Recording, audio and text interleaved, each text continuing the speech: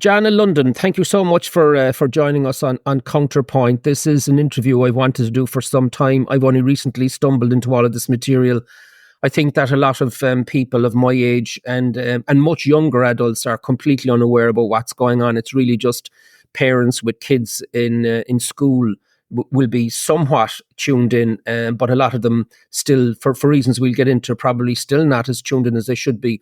But what strikes me about the area you're in after setting up the Natural Women's Council in 2022 is that you really are involved in hand-to-hand combat on the area of social engineering, because it's the only way of describing it.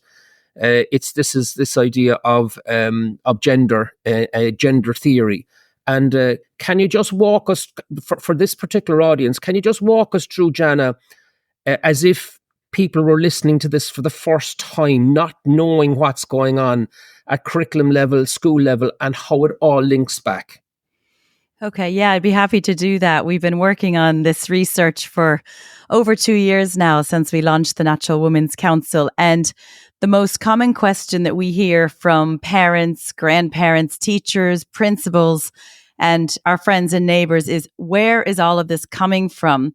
People don't remember when their local politicians were knocking on the door for votes. They don't recall them saying that there's going to be a highly sexual school curriculum, or a curriculum that teaches their children they can be a boy, girl, neither, or both. So I think it's important to set the stall and tell people exactly where it's coming from. And in summary, it's not being done in a democratic way. It is being imposed on us and now our children from the top down. And when we say top down, many people think it may just be the civil servants and the ministers working in the Dáil, but it goes much higher than that. This is coming from the very top, United Nations, who formed a strategic partnership with the WEF back in the summer of 2019. And then people say, well, who is the WEF? It's made up of the world's top 1,000 companies. And the policies that we are seeing pushed really throughout all of Irish society, but now it's coming into the schools and attacking our children, are coming from people who don't have the best interest of our children, parents, and the curriculum in mind. It's coming from stakeholder capitalism, which I know you're very familiar with that, Eddie. It's coming from, the global superpowers such as the WHO and WEF. It's coming from our own governments who are implementing those policies. Many people see our own officials wearing the lovely, colorful pin done in primary colors and think that pin is all about keeping the earth clean, green, and climate friendly. But that pin is actually, that is Davos. That is a World Economic Forum pin. Yeah. And our government is pushing the Sustainable Development Goals under the cloak of biodiversity and all of those lovely things, pushing that into the curriculum through all of the Sustainable Development Goals, which is part of Agenda 2030 that used to be considered a conspiracy, but people can do their own research. So it is coming from the top down. And then myself and one of the researchers for the Natural Women's Council, who's a retired director of an engineering firm, Eugene Garvin, he did a deep dive the last couple of years, reading all of the books and the papers that shows us how it's going from the globalists and, the stakeholders and big tech and big pharma into our children's classroom. And we produced a 6-part series on the Natural Women's Council YouTube. It's well worth a watch. I'll give everyone a trigger warning. It's very disturbing. It's called The Corruption of Irish Education. Could I just pause you there, Jana? There's piles of stuff on your website. I know that. I just want to try and really get into this quite quickly, to the heart of it. So as I understand it, this gender theory is that there's multiple genders. Yes, there's 2 sexes, but there's multiple genders, and you can basically decide to do what you want, to pick one. You can do it socially, through dress, through mimicking, and you can do it through surgery. And that this is pouring its way through the Irish education curriculum at the moment. But what I found shocking, I mean, genuinely shocking, from the material that I've read very recently through that sourced me back to you, was that parents are being alienated from the who are the primary education providers, are being alienated. Irish parents have been alienated from the involvement of educating their children on this most crucial matter, and that the books that are being generated now stay inside in the school, so parents don't see them coming back in the school bag, and that kids are being engineered to have discussions inside in the schoolroom that they are told not to report, that they stay within the classroom. They don't go back to their parents. In other words, they're being alienated from conversations with their own parents. I mean, this appears to me to be to have as its objective the destabilization of the family unit itself. Absolutely. And it's no coincidence that the curriculum and the proposed changes to the referendum back in March are linked hand in hand, erasing woman, erasing the family unit, erasing mother, erasing the word home. It's the establishment getting in between the parent and child. So if I think of my children who are age 6 and 9 in primary school, if they are being told to keep a secret from their mother and their father, that also builds a mistrust between parent and child. So the children's mind might be thinking, gosh, can I not trust my parents? I'm being asked not to tell them something. So we've seen in the likes of California, children are being transitioned socially and down the medical path without parental approval or involvement, and parents are getting into trouble for saying no. And that is the path we are going down, a very slippery slope here in Ireland. So when you mentioned, Eddie, there's free books and the SPHE books are being locked away. We've seen that mobile phones will be put in these mobile phone lockers, and children are being asked to sign a secrecy pact called a class contract. We have those textbooks and we've done podcasts on that. This is a very dangerous territory for children to be put down. And what is the impact? I mean, we're from what I understand. Now, listen, jump in across me if I say anything that's wrong, right? Because this is all fresh material for me, and I know it's a powder keg area as well. You know, for some people, if you step on a landmine because you inadvertently use the wrong nouns or verbs or whatever the hell. But it seems to me that kids as young as 12 years of age are being introduced to concepts, not concepts. They're being introduced to pretty raw descriptions of anal sex. Of blow jobs and how to do it, and hand jobs and how to do it. Is that a fact? That is a fact. There's some highly sexualized books that we produced a series of story time for the Irish mommy. They're 2-minute clips. We did actual readings from library books and textbooks. Some of those sexually explicit library books can be found going through the different links on the school resource tab for teachers. But we did a library campaign. It started January 2023. But the media, the NGOs, the government, they have tried to vilify and silence and slander mothers like myself and organizations like the Natural Women's Council, using military-style tactics to gaslight the public, to make the public think that we're the bad guys. So make them think that we're far right and we're hateful and we're bigots, and putting those seeds into the public minds. So when we do speak about the books, people just automatically are programmed to dismiss our concerns. So we've gone out. Jana, when it comes then to the impact on young children, especially, 12 is a child, like as we all know this. Like, I mean, I know a lot of kids at that age, because I've had 4, all think they're much mature than what they actually are emotionally. A lot of, especially the boys. But I know in particular, adolescent girls seem to be coming up a lot in the literature that you've looked at. What is the impact of this confusion? Because a lot of kids, 80%, according to this reading I've done, 80% just go through this confusion phase and come out the other side without surgery, without mimicking, without doing the social transitioning. And yet all of the material, which is emphasizing the support for transitioning, is silent on detransitioning. In other words, Correct. The actual doorway that most people are going to go out anyway, it's just not there in the material. So it seems to me, sorry, just stop me now if I'm overdoing it, but it seems to me that this is entirely political. This is activism. This has nothing to do with science. Yeah, It's it is. pure activism. So I'll break the question, some of the things you said, down into two parts. So first one is, what is the impact to a child? Well, we know that the most vulnerable children, and statistics have shown, one study came out that said nearly 90% of children going down the gender dysphoria confusion path may be on the autistic spectrum. So the most vulnerable children are being targeted to accept this gender ideology. They're being celebrated. We heard of a case recently in a County Meath school from a retired principal that a little boy was becoming a girl, and the principal announced on the loudspeaker for every classroom to hear that this boy was transitioning, and everyone is to celebrate and clap for this boy coming out as a girl. Now, it should not be celebrated that someone is suffering from a psychiatric condition, according to the American Psychiatric Association.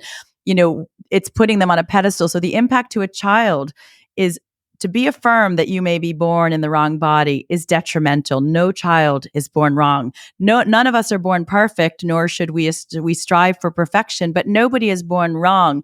So if you had a child with an eating disorder and they came and said, I feel like I'm overweight, and, the parent should never say, absolutely stop eating and get your gastric band. So why would we be telling little boys and girls who may feel they're in the wrong body because of the social contagion being taught in school and celebrated in school? We should not be saying, absolutely take those irreversible puberty blockers, hormones, and get those surgeries. So there's a real physical impact to it. And parents are being sidelined. Jana, sorry, isn't it then essentially kind of homophobic in the sense that a young boy who's a homosexual, perfectly normal thing to be, or a young girl who's a lesbian, perfectly normal thing to be, is going through a pipeline of indoctrination and social engineering, which could end up in a situation where they're presenting themselves for surgery at the extreme end. Correct. Yes, it's a homophobic, and it's anti-gay. There was a lesbian who spoke up on Twitter quite a bit about her experience with Belong To. She went in as a young lesbian and was made to believe she was in the wrong body. So it's homophobic. And then if we look at some of the legislation that will stop experts and medical doctors and therapists from helping children who are gender confused, they want to pass the ban conversion therapy. Now, conversion therapy was originally the ban on that to stop them trying to convince homosexuals they weren't gay. But now what this will be used to do is, if a child presents to a therapist with gender dysphoria, currently the therapist would explore the underlying conditions and all the comorbidities, which are many, many times it's sexual abuse as well.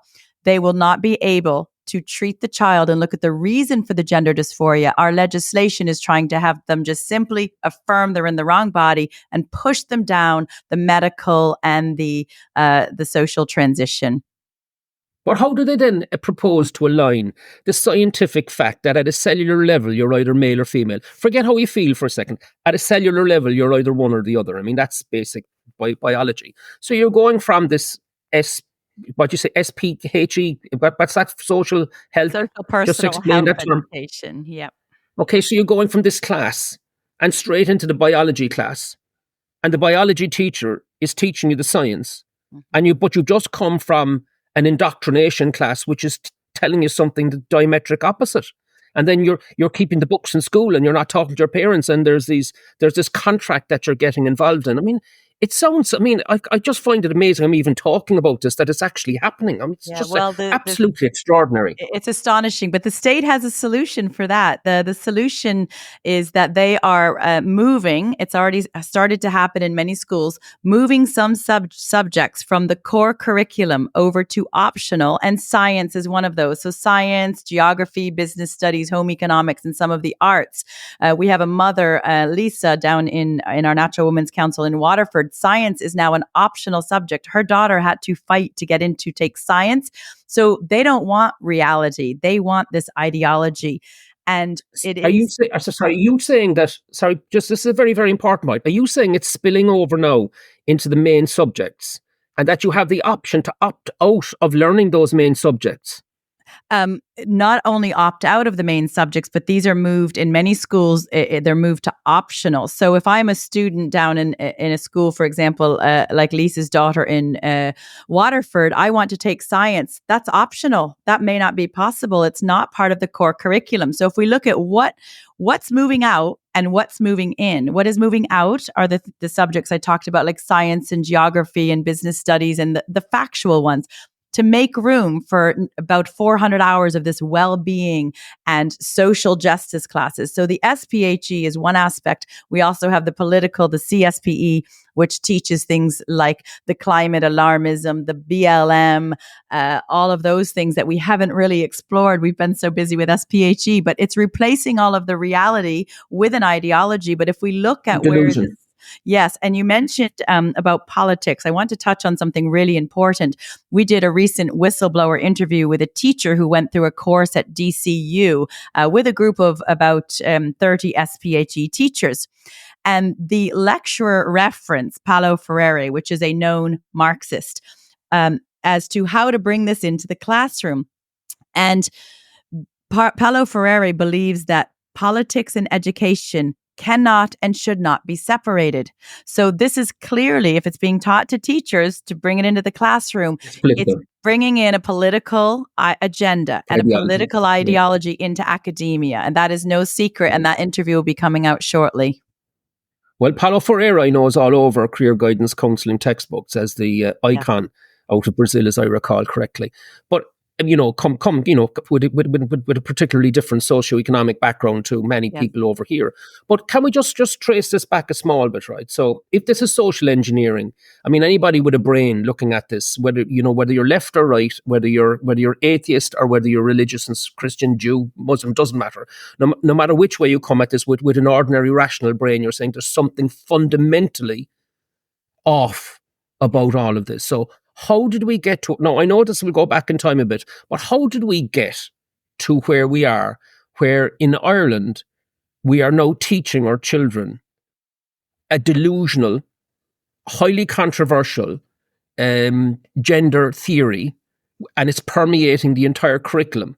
When you're given the thousands of rational teachers, hundreds of thousands of rational parents, and you would think a political establishment that's also made up of rational thinkers, whatever about the extent of their ability to get into this material.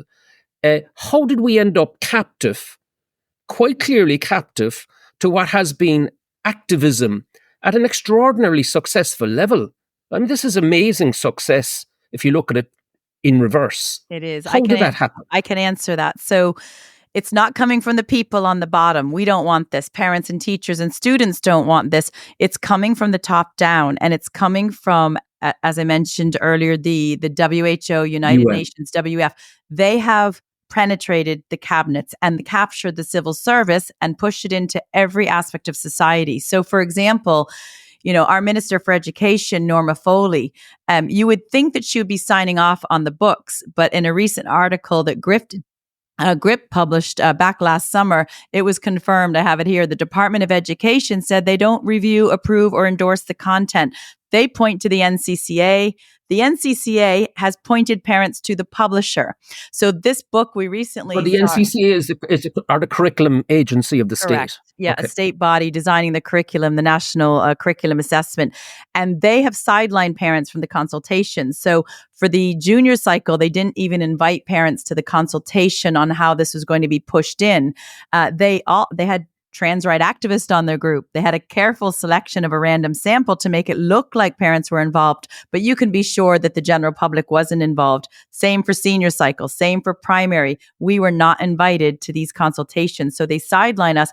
But it is being driven from all of the politicians. We see their lapel, their WEF Sustainable Development Goal lapel. The NGOs, which we fund, 32,000 NGOs get $6 billion a year of our public funds. They are pushing it. They are lobbying it. They are pushing. Which particular NGOs are driving what is this just in this particular narrow area of gender, huge area? But it's a narrow area of the NGOs. I mean, the NGOs are the delivery vehicle for stakeholder capitalism, as you know. They can be financed from the outside. They then make governments captive and basically hollow out representative democracy. And that's the model.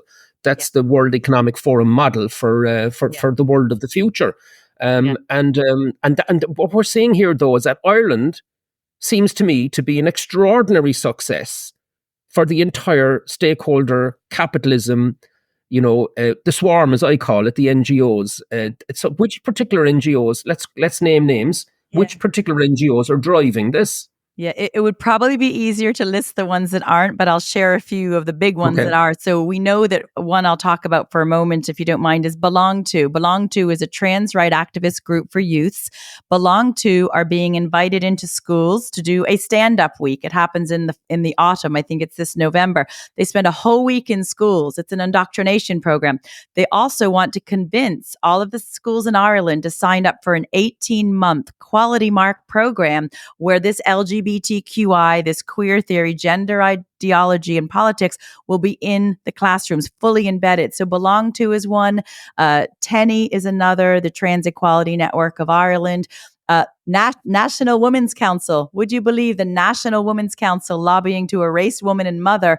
They use pronouns and they have a man identifying as a woman on their board. So even the National Women's Council.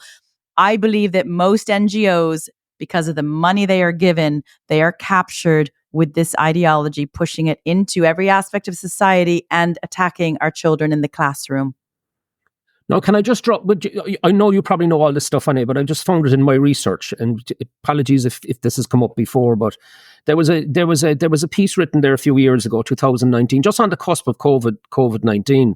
It was reported in Spectator magazine, and it was basically a pretty clear finger pointing at a major international firm of lawyers called Dentons, who I now know because I visited their website. They've LGBTQ award, all over the firm, and as the leading international proponent of all of this. And in that handbook, which was a handbook for NGOs, they describe how you do this. You get ahead of government agendas. You hook up your particular lobby to something much bigger, and you basically hide behind it and carry it through. Like, for example, in Ireland during the marriage equality referendum. And by the way, that's mentioned as a prime example of how to do this. You avoid excessive media exposure. And by the way, and in that they say that in Ireland, activists, this is in the Dentons document from 2019. In Ireland, activists lobbied individual TDs on trans rights to keep the press to a minimum. I mean, this isn't democracy in action. This is effectively a kind of a colonization of the very heart of the education system by people that are not representative at all of mainstream thinking. And it seems to be happening without grandparents and parents knowing about it. There's no consultation. And if I were to give an analogy to explain to people who may not be aware of how this is happening, the analogy is if you have your mobile phone, your smartphone at night, and you have an update, a software update. So you hit update, you put your phone down, and you go to sleep, and you wake up in the morning, and your phone interface and everything looks the same, but the operating system in the phone has been completely switched. And that's what's happened to our political system. Behind the political system, we see the same faces. We see Norma Foley, Micheál Martin, Leo Varadkar. The same faces are there, but what's happening underneath and who they're answering to and the SDGs and the Agenda 2030 they're pushing, the public don't see. This is being done behind the scenes, but they've also captured people through, there's a military tactic you may know of called MICE, M-I-C-E, and they've captured people. They've really pulled a blinder getting the general public to believe some of the things they say. So they've captured people through M is money. So the NGOs, they're getting $6 billion a year. They've captured them through the money, and some of the political senior civil servants behind the scenes under the ministers that we don't see. That's money. So these are the senior civil servants that go to the United Nations, for example, for regular meetings and come back and do courses and come back. and believe that this virtue signaling thing is actually healthy for society, which clearly, well, I would be of the view is clearly not. What I find absolutely extraordinary, because I've been studying now for a while totalitarianism and the rise of totalitarianism, and that requires the destruction of the bonds of family and the veneration of the state, the veneration of the centre, the veneration of the single voice. Yep. And it seems to me that, I mean, there was an attempt to change the definition of woman, as you know, on the 8th of March, and the Irish people put a run on that very, very clearly, having none of it. But the very people who came out and voted no there are not aware of this material. They're not aware that this is happening in the background. This is like a Cold War going on in the background against the national interests. Correct. And parents won't know unless they hear people like us talking, because it's not in the books they see. Those books don't come home, and the children are signing a secrecy contract to say they're not allowed to talk to their mother and father. So the parents who don't hear us speaking may never know this is happening. And they've captured people through, as I said, the money. They've also through the ideology. Some people are really captured because they use those wonderful flowery words like kindness and inclusivity and gender equality, and we need to build allies. But if you look beneath the surface, it's weaponizing the empathy of the kind, good Irish people. They don't want to be bullies and bigots and transphobic and racist, and they aren't. But the media, the main vector for this agenda, is telling people, if you don't go along with this, you are full of hate. We combine that with the hate speech law that McEntee is pushing to get through, and you can't question it, talk about it, or tweet about it, or you could be arrested. So is it the case? Is it the case then, Jana? That's very. I'm glad you brought up the hate speech bill, because I think that's very important. It's a parallel. It's another weaponization, and I've said that in my opinion, the hate speech bill is there to chill public. It's there to chill free speech. That's its job. That's its intention across the board. But in particular, how involved have been these activists in the background in the formation of the hate speech bill, in your opinion? Very, very much so. I would say the activists are the ones, they're the boots on the ground. They're out on the streets shouting that we're all hateful for not wanting our children to learn things like how to change their sex, or as you said, blowjobs, anal sex, hand jobs, fisting and rimming. We're the hateful ones. We don't want that in our children's faces. And they are absolutely on the ground and trying to silence us. In fact, Simon Harris, I believe, is pulling a meeting together this month because they've lost control of the narrative. They're going to pull a meeting together on how they can censor social media, because they know this information has gotten out. I'm delighted that the anti-Irish SPHE book came out. That got into even the mainstream, but I believe they're using that publisher as a scapegoat. The publisher came out and apologized for the book, but people need to ask, who signed off on the book and why? The publisher just printed what they were asked to print, but Norma Foley ultimately is in charge of all the material going into schools. And why is she not issuing an apology? So those books are not being signed off on. I find that fascinating. And also, the more you get into this, the more you kind of have to look through your fingers at what you're reading and go back over and say, am I reading? Is that actually written down there? That they can put in same-sex toilets, which makes young girls, especially adolescent young girls, very uncomfortable for obvious reasons we don't have to spell out. No. And that there's no health and there's no risk assessment on the putting in of a gender neutral toilet into schools. Nobody's in charge. It just can be done. Is that correct? We've asked for risk assessments on the gender neutral toilets, and we've also asked for risk assessments on these books, and we've yet to see a risk assessment as well as on the library books. Instead of a risk assessment, when they see us getting traction, making the public aware, the media quickly comes out, whether it's Forza recently 2 weeks ago, Michael D. Higgins, county councils saying those far-right bigots going into libraries because we don't want those books in our children's faces. So they're very concerned that the information is getting out. They're quick to say it's misinformation, but that's why we've gone out with a very evidence-based approach and a fact-based approach, showing the books, showing the textbooks, showing these library books, saying this is the book here. We're not making this up. I wish that we were. So all the ways up to President Higgins, in my opinion, has been compromised, right? I mean, for him to come out That's part of and life. destroy We talk money, ideology. C is compromise. yeah, I yeah. believe a lot of our government officials are compromised, and then of course we have E for ego. So they're using the MICE methodology to get these people to push this into our classrooms, and it's only parents that will stop it. Yeah, yeah. Well, I want to get there, but there's a few things I want to cover first. You were saying that because of the some attention was given that that some of these books in public libraries were recategorized for adult section, and we haven't got into primary school yet, and I want to get there in a second. Yeah. But then they just changed the definition of what's an adult, so that a 12-year-old could is it a 12-year-old could actually still go and source the material. I mean Correct. that's like counter-espionage rule. I mean, that's really Machiavellian type of response. They So didn't think we'd find that out, though, Eddie. They moved them to the adult section. So when we went back to audit the libraries and have a little look in the shelves, they were moved. But then we wanted to see the children's library card. And then we identified through that investigation that the children's library card allows young adults, and in some libraries, that's age 12 and 13, to have full access of the adult section. Full access. So that was a very sinister, deliberate move trying to make us think that we won by getting the books away from kids. But their response was, we'll get the material out there one way or another in front of children. yeah, what I can accept cowardice on an individual level. I get it, right? People are afraid of the cancel culture. I get that, and I can understand political sensitivity around all of that, and you need to be the best in class, and the Irish virtue signalling and all of that nonsense, right? I get all that. We're all up against that across the board. Yes. But where are the teachers' unions? I mean, these are the unions that every year are baying, especially the secondary teachers, are baying at the minister about this and that.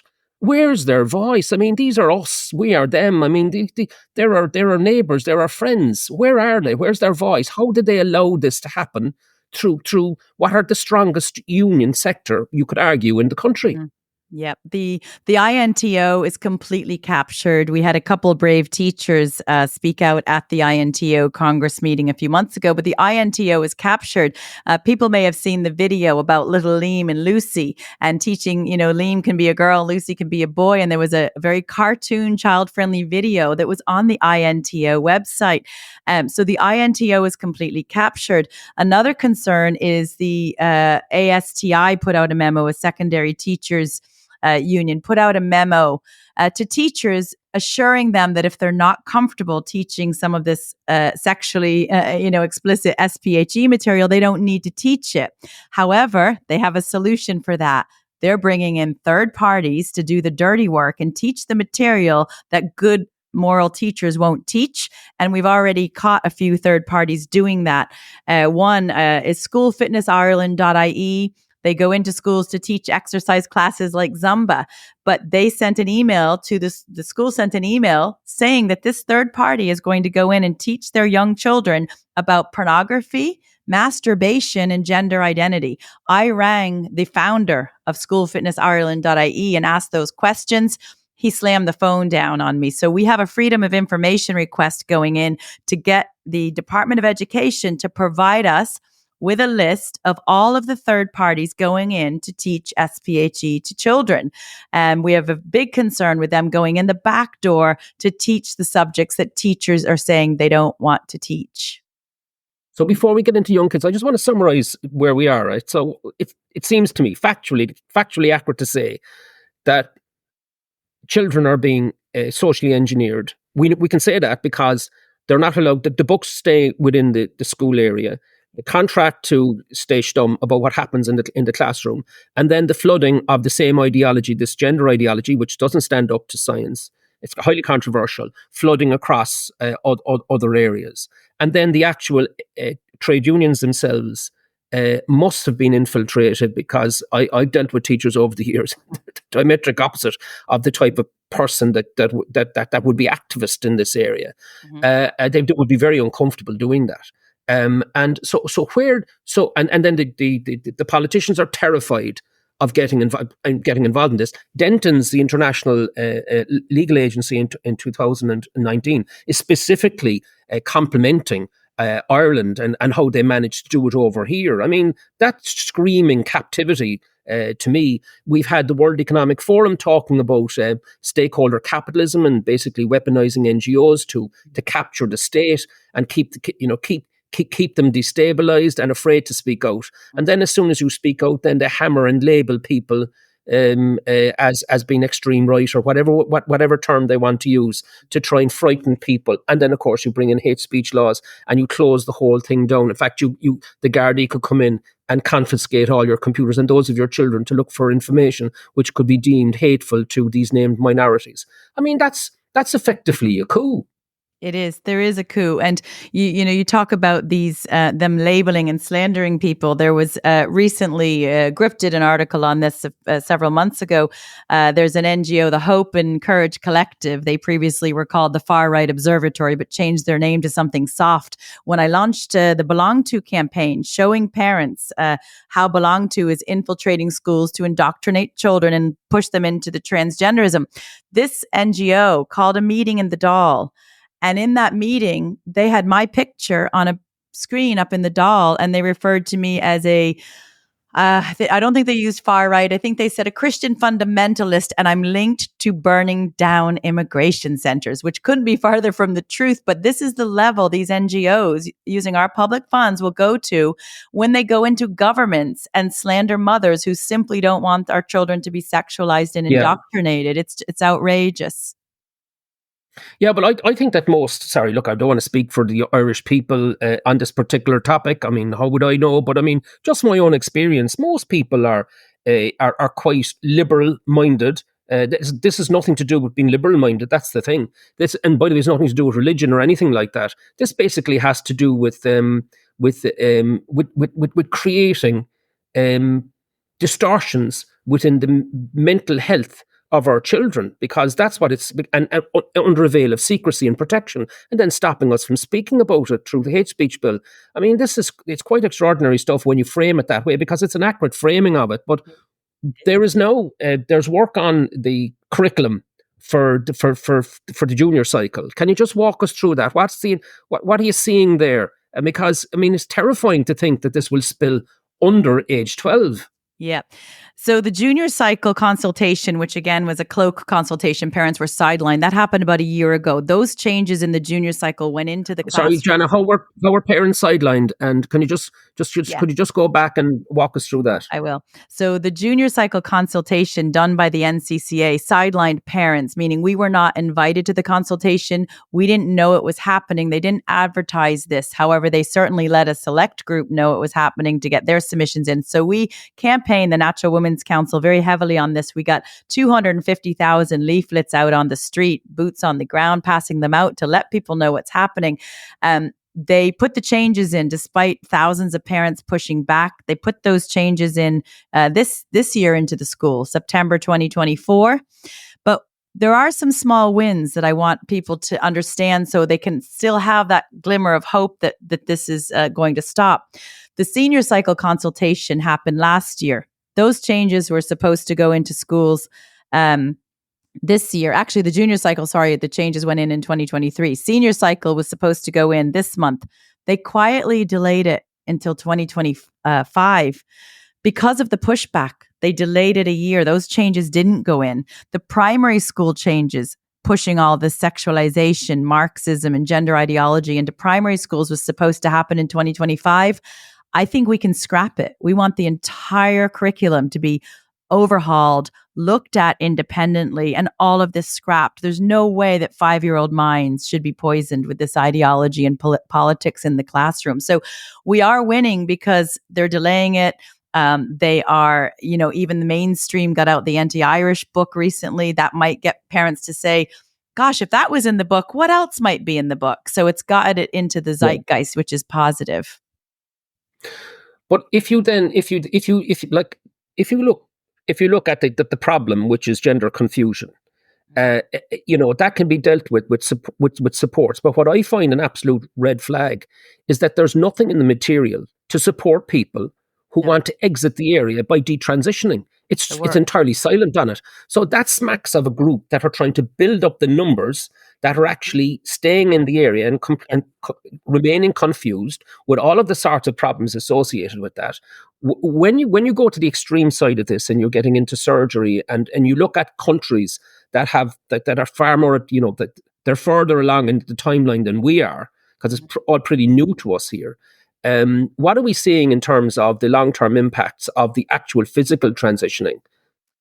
Yeah, the physical transitioning is absolutely shocking. I attended a conference about a year ago that GenSpect put on down in Killarney, and it was a 2-day conference, and they brought in about 6 young people who had attempted to transition. I say attempted because you can't change sex, but they are now trying to detransition, which you can't do. Once you've taken the drugs and chopped off body parts, you cannot change back. But it was so heartbreaking to hear these young people who had been led down this path to feel they were trapped in the wrong body and to feel that changing their sex would be the answer to all of their problems, when really it exasperated it. So this irreversible medical pharmaceutical path kids are getting led down is absolutely shocking, and something that all of your listeners should look up is the CAS report.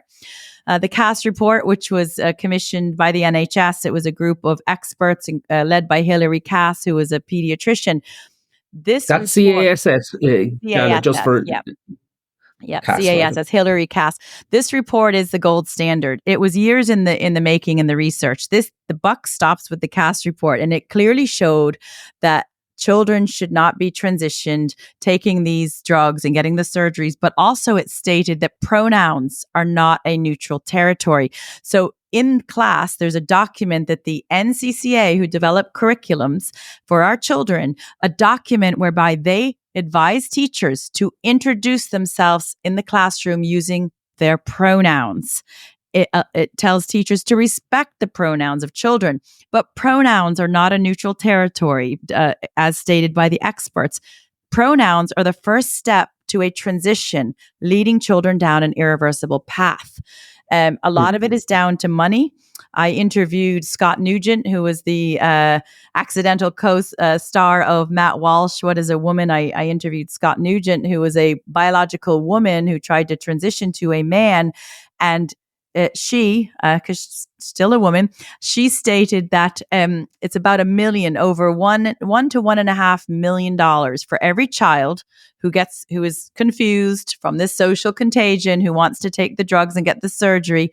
Their lifespan reduces by a significant amount. They will not make it to pension age, and they will be a lifelong pharmaceutical patient. They're worth over $1 million. And it's no surprise that Miss Helen McEntee, who's trying to silence mothers like me, it's no surprise that her husband, Paul, is a director at AbbVie, who actually make the puberty blockers that people are giving to children. She does not want it to get out that gender is a social construct, that the puberty blockers are dangerous, because her husband is a director at the company that make them for children.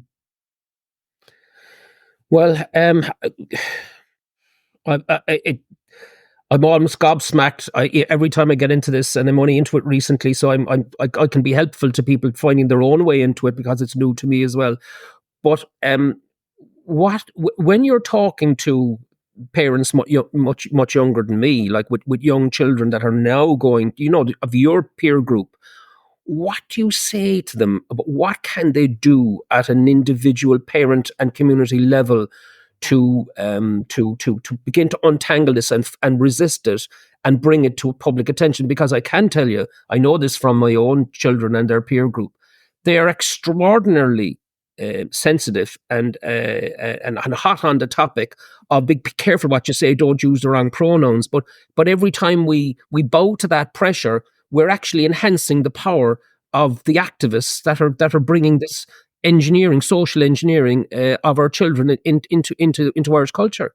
Correct. So what do you say? When you're having a conversation with people? What do you tell them to do? Yeah, there's a few things. The first is don't pay any attention to the labels. The love we have for our children and the desire we have to protect our children is stronger than any label they can throw at us. So if you just create that I create a bulletproof shield. They can say anything and call me anything, but I'm never going to stop protecting my children. It's my duty as a mother. So try to lose the fear. They say fear is either face everything and rise, or fear everything and run. And we need to just face it and rise. So don't be fearful. But the second thing is we need help getting information out, because any parent, whether they're on the left, the right, the center, wherever they are, no parent should want a child to be sexualized, to be told they're in the wrong body, to see highly sexual material, or to sign a secrecy contract to not share things with parents. No parent wants that.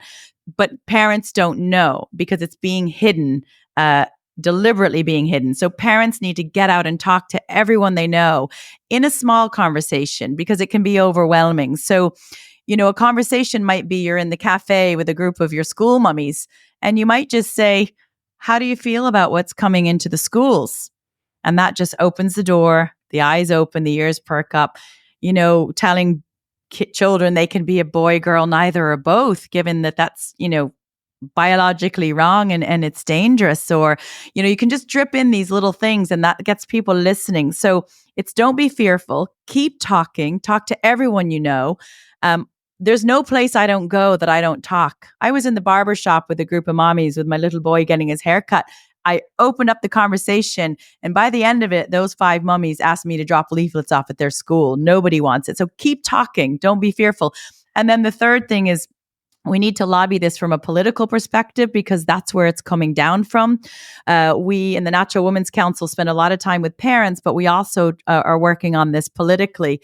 And we called a meeting with a few independent senators and TDs, and we had the opportunity in July to meet with a staff member from Ronan Mullen's office, who's a retired principal.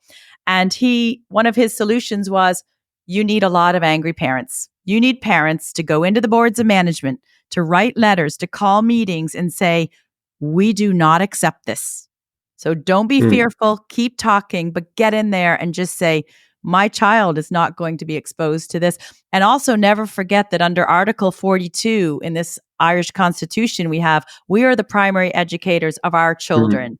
And under the Education Act of 1998, we are allowed to opt our children out of anything that conflicts with our moral conscience, such as affirming they're in the wrong body. So parents need to wake up and get the information, but rise up. Yeah, well, the Constitution, of course, gives is the voice of the people to the establishment, saying that the preamble says that. I mean, yes. And everything is our voice to them. But I mean, that voice is useless unless we actually use it, unless we apply it, take action. That's right. There's a silent majority out there who feel the way that we feel, that this is wrong. We didn't ask for this. We don't want, who thinks this is okay? Who signed off on these school books to teach our children this?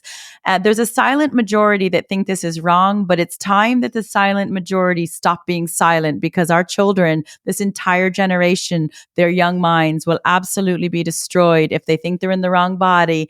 And all those core subjects are removed, replaced with all of this social justice and political ideologies. We will be dumbing down an entire generation. Can I just pause you there? Because I think that's a very important point.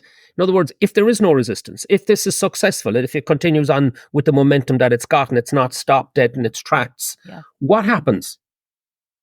What happens? Well, there's going to come a day that the grandparents and the parents standing up for this are going to be dead and gone. And all that will be left for the generation is our children. And they are the future of this country. And if they are indoctrinated to believe these political ideologies and we are dead and gone and we can't stop it, the entire fabric of Irish society, culture, heritage, and everything that makes this country and its people so wonderful will die a sudden death. Well, look, Jana, I just want to, let's finish it on that point, because, I mean, I think that crystallizes it. I think for those that are listening to this for the first time and horrified by what they're hearing, you're listening to facts here from somebody that knows what they're talking about, has been in the trenches of this thing for the last number of years. I've studied the material in order to prepare for this interview. And I hope that it gets some more people on side and getting involved in resisting this, because it's not just about the education system. It's about the actual governance of Ireland into the future, because we're already subject to massive interference from supranational organisations like the World Health Organization and the UN. And of course, they're aligned with the World Health, with the World Economic Forum. All of that virtue signalling by our politicians, for me, should be seen as an actual activity of cowardice and un-Irish. That's my opinion. If I can just jump in, because we've only touched, I mean, it's a very large iceberg, and this discussion today was really good. And thanks for allowing me to speak about this. But we've touched the tip of the iceberg, and people always want more information. They want the facts, the evidence, and to know where it's coming from. So there's something that we did produce, if I can just direct your listeners. It's called The Corruption of Irish Education. And this is all based on, it's a history lesson. It's based on facts and evidence. It's a 6-part series on our YouTube channel. You can get to it through naturalwomenscouncil.ie. On our YouTube channel, it walks people through the top. Where is it coming from? But the most recent episode is showing them the actual school books that have the information from their history lesson, such as the 8 pages on detailed masturbation and mutual masturbation. But the episode 1 and 2 show the deep, dark roots of where it's coming from. Those roots are pedophile roots, and that is backed by evidence when I say that. So the corruption of Irish education, for anyone that wants to see where it's coming from, but there is a trigger warning. It is very disturbing. It shows that there are people out there who believe children are sexual beings. And there's a test that was done by Kinsey on how many orgasms they could give a young child by age bracket. These are the people who are influencing Irish education. So watch that series. You won't be disappointed, but you will be shocked. Okay, Jana, listen, thank you so much for coming on to Counterpoint. I think we'll be talking again at some stage in the future, especially as the battleground around the junior cycle curriculum comes in. I hope that this will be of help for those people that are waking up to this thing for the first time and seeing just how invidious this thing is, or insidious this thing is, and it's existing around us in the very places we think that our children are the safest, in their schools. Correct. It's absolutely remarkable. Absolutely. Thank you so much, Jana. Right. And I'm going to leave it at that. I'm just going to leave the information hang there. Be very interesting to see how this chops up into clips that we'll put out on social media. We'll put it out on YouTube. Try and get more of the conversation going. And whatever you do, if you're a young parent or even a grandparent, go and support the Natural Women's Council of Ireland. Go and visit, get the material. Let's get the conversations going. Let's not just stand back and surrender to what effectively is an internal coup inside our education system.